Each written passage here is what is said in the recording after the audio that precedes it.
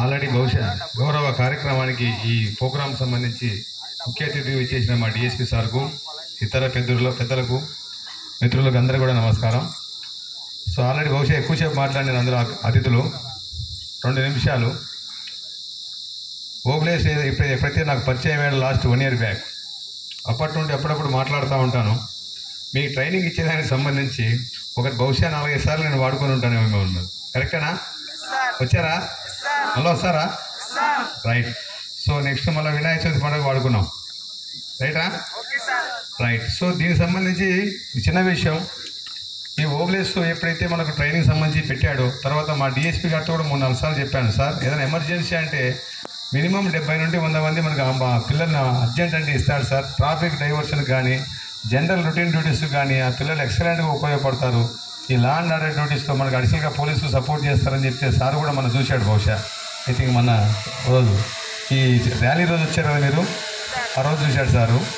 బహుశా నెక్స్ట్ మళ్ళీ ఆ సందర్భం వస్తుంది.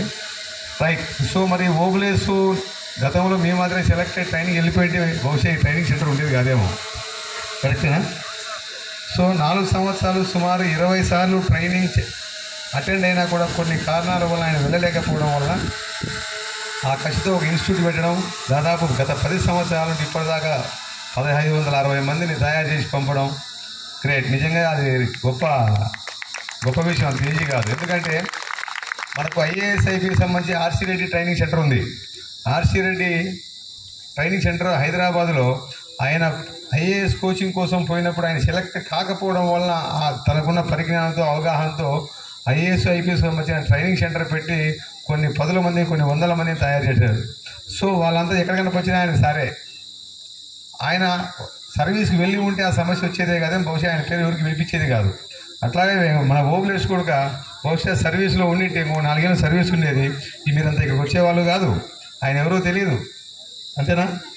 సో కాబట్టి మీ అందరికీ ట్రైనింగ్ ఇచ్చేదానికి సంబంధించి బహుశా ఉద్యోగం ఇవ్వకుండా ఆపేయడమైంది ఇక్కడ. కరెక్టా అవ్వలేదు? So right. ఎనీహౌ ఎక్కువసేపు మాట్లాడడం కరెక్ట్ కాదు. సో నెక్స్ట్ మళ్ళీ మాట్లాడాల్సిన అతిథులు ఉన్నారు కాబట్టి ఆల్ ద బెస్ట్. భయపడాల్సిన పని లేదు, ఏదో జరుగుతుంది.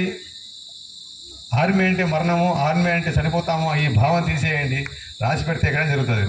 రోడ్డు మీద రోజు యాక్సిడెంట్లు, నెంబర్ ఆఫ్ యాక్సిడెంట్స్ అవుతున్నాయి.